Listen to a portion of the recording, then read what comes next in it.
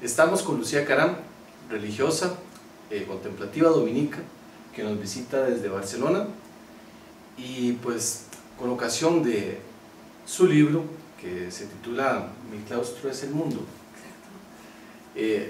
Aquí incluye una serie de temas que hemos creído en el Centro Dominico de Investigación que sería muy interesante que Lucía compartiera con nosotros, y que de hecho ha estado compartiendo en esta semana con un grupo de personas acá en el CEDI, en un curso, y quisiéramos pues ahora conversar respecto a algunos de esos temas que nos parecen muy interesantes y que tienen una gran relevancia en este momento. Uno de los títulos o subtítulos del libro, Lucía, es La crisis me cambió la vida. Para empezar tendríamos que conocer y tener conciencia de que vives en Barcelona y que evidentemente como en general Europa ha estado tocando la crisis de manera fuerte. ¿Por qué ese subtítulo? ¿Por qué enunciarlo de esta manera? Bueno, fundamentalmente porque la situación que se está viviendo de una manera muy fuerte, muy dramática, en España y en Europa, no es ajena a un monasterio de vida contemplativa. La idea que se tiene de la vida contemplativa, las monjas que dicen de clausura, son las que viven en el claustro y se dedican a rezar por la gente y por el mundo. Antes se hablaba de la vida contemplativa en términos como del fuga mundi, ¿no? El que huye del mundo. Evidentemente las cosas han ido evolucionando y eso era una barbaridad. Precisamente uno hace la opción por la vida contemplativa porque ama la historia, porque está enamorado de la humanidad y porque te permite hacer un ejercicio muy sano y muy saludable. Desde los espacios de oración, aquellos espacios privilegiados en los que uno puede purificar la mente y el corazón, aprende a contemplar la historia y aprende a contemplar el paso de Dios por la vida de los hombres y mujeres contemporáneos de uno. Esto es una concepción de la vida contemplativa que yo creo que hoy es exigente, que muchos no la terminan de ver así, muchos se quedan en el valor de la oración simplemente, y entonces los muros de los monasterios terminan siendo como jaulas donde hay gente que está aislada y que no se entera de lo que pasa. Pablo VI decía que nuestros muros tendrían que ser como de cristal, para que se vea cómo vivimos dentro, pero yo diría también para que nosotros podamos ver lo que pasa afuera. De tal manera que haya una sintonía con la gente, que no haya un dentro y un fuera, sino que nos sintamos todos corresponsables y partes de una única humanidad. Bien, al monasterio, al espacio que llaman el torno, que era donde incluso antiguamente a las monjas no se las veía, no sé si porque eran muy feas o porque no se las podía ver, había un torno que ha quedado como lugar de recepción cuando una persona viene a traer algún recado, ¿no? Pues ese torno se convirtió a finales del 2008 en un espacio de acogida de las personas que estaban en una situación de vulnerabilidad, los primeros expulsados del sistema. Al monasterio siempre venía un grupo de gente, estas personas que podríamos decir que forman parte de una pobreza estructural, o estos pobres crónicos, que cuando pase la crisis continuarán en esta situación, porque ya es un estilo de vida, ya se han hecho a esta situación, o gente que tiene algún problema de alguna enfermedad y que continuarán siendo. Pero a final del 2008 comenzamos a ver delante del monasterio coches, autos, donde había gente que dormía. Algunos eran jóvenes que se habían emancipado, que tenían una hipoteca, que no podían pagar la hipoteca, que no podían volver a casa porque a lo mejor ya había vuelto algún hermano y que de repente se encuentran abocados que no tienen dónde ir. Y comienza a venir un grupo de inmigrantes a pedir cada día al monasterio. Finales del 2008 hasta abril del 2009 nos encontramos con unas 45 personas y familias que venían diariamente. Entonces decidimos como comunidad compartir lo que teníamos, pero llega un momento que uno no es la vaca lechera para dar a tanta gente. Lo que nos interesaba era escuchar a la gente y escuchar qué es lo que estaba pasando. Y empezamos a ver lo dramática que estaba siendo esta crisis. Ya no era la crisis de la que se hablaba, que no tenía rostros, sino esta crisis tenía rostros concretos. La mayoría de la gente que venía en aquel momento eran inmigrantes.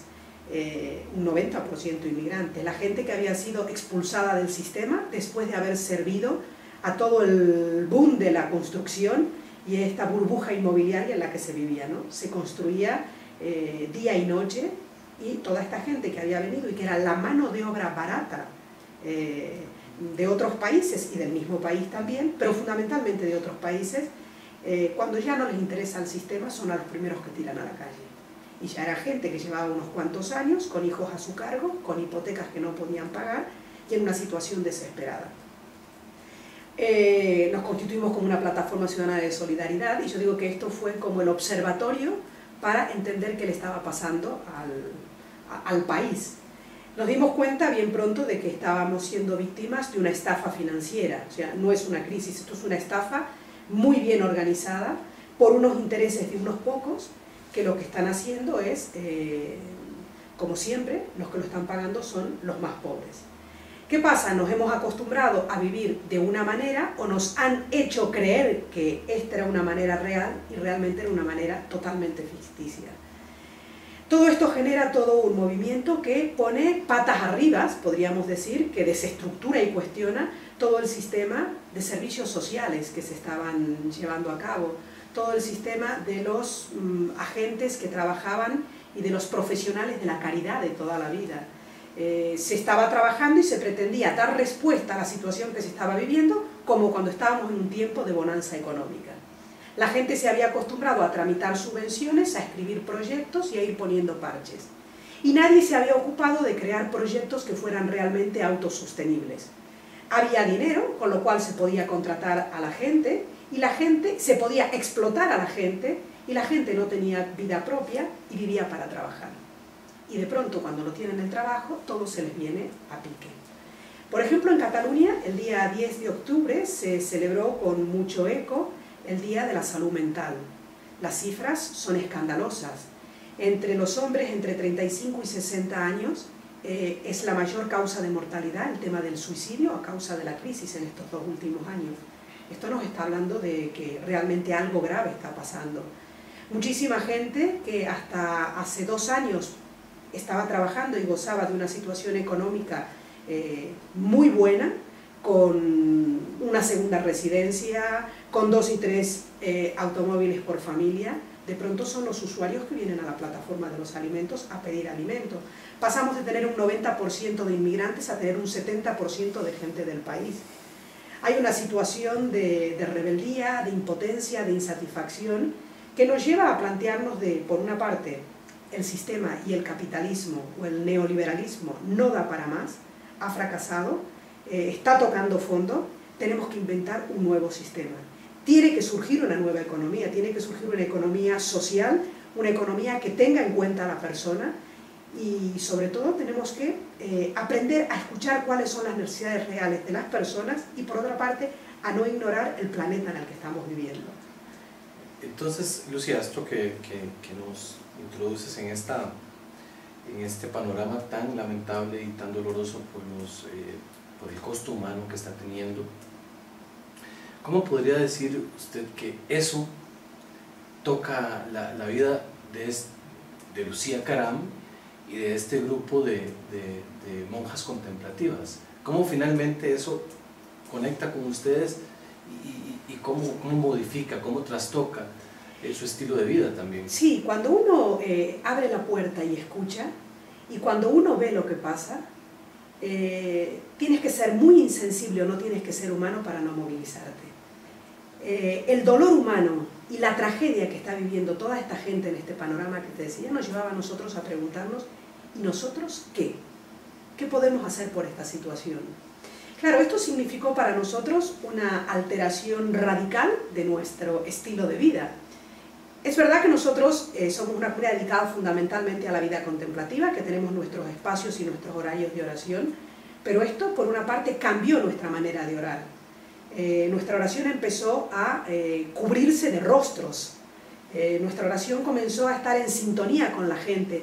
La gente venía a pedirnos no solo el pan, sino también a escucharlos. Y en este escucharlos la gente también venía a pedirte que de alguna manera los ayudaras con la oración y le abrieras y le ofrecieras estos espacios que tienes de oración y serenidad para poder ver cómo podían elaborar su situación. Claro, estamos hablando de la suerte y de la desgracia de personas que están a tu lado. Esto hizo que en la comunidad tuviéramos que organizarnos de una manera diferente. En lugar de tener, por ejemplo, por las noches, cuando teníamos un momento de recreo, pues la comunidad se organizaba para preparar bocadillos, para hacer las bolsas, porque al día siguiente venía la gente para atenderlos, para escucharlos. Esto es lo más material. Pero el tema de escuchar a la gente, decir, ¿y ahora qué? Nosotros no queremos ser solo un recurso que demos algo de comer, que hay que darlo, sino tenemos que dar una atención integral a la gente, ¿no? Esto que nos llevó, solas no podemos, y hacer alianzas con la gente que venía a nuestra comunidad, al monasterio, para hacer un espacio de reflexión y preguntarnos qué podemos hacer ante esta situación. Esto nos llevó a dialogar, a escuchar propuestas, a golpear puertas, a imaginar nuevas soluciones y a poner en marcha todo un proyecto de una fundación que intenta no ser asistencialista, si nosotros decimos que es ser esencialista, en el sentido de que por una parte intentamos dar respuesta a las necesidades vitales que tiene todo el mundo para poder vivir con dignidad, pero por otra parte buscar esencialmente salidas para esta situación tan dramática en la que están viviendo. Nos decidimos a buscar nuevas fórmulas de trabajo y a aprovechar absolutamente todos los recursos, todos los contactos, y yo digo también las hermanas mayores de la comunidad de 80 y 86 años, a estar todo el día siendo el pilar de lo que estamos haciendo. ¿Por qué? Porque han hecho suya la causa y todo el día están preguntando cómo está tal situación o tal otra situación, pero es que además cuando van a rezar es lo que hacen. O sea, están vibrando con la situación de la gente, están sufriendo con la gente. No es una oración por el pueblo que sufre, no es una oración despersonalizada. Esto te moviliza y esto te hace sufrir. Esto en cierta manera te pone, como dice Pedro Casaldáliga, en los zapatos del otro y te permite recorrer el camino del otro y te permite también, desgraciadamente, saborear lo amarga que son las lágrimas del destierro, de la frustración, del haber sido expulsado de tu trabajo a pesar de que valías y que lo hacías bien. Y surgen muchas preguntas y muchos interrogantes que también los compartimos las monjas. Muchas gracias, Lucía, por esta primera parte en la que nos introduces a este mundo de tragedia que ciertamente está afectando de manera muy fuerte el entorno concreto en el que ustedes viven en Manresa, ¿verdad? En Barcelona. Exacto.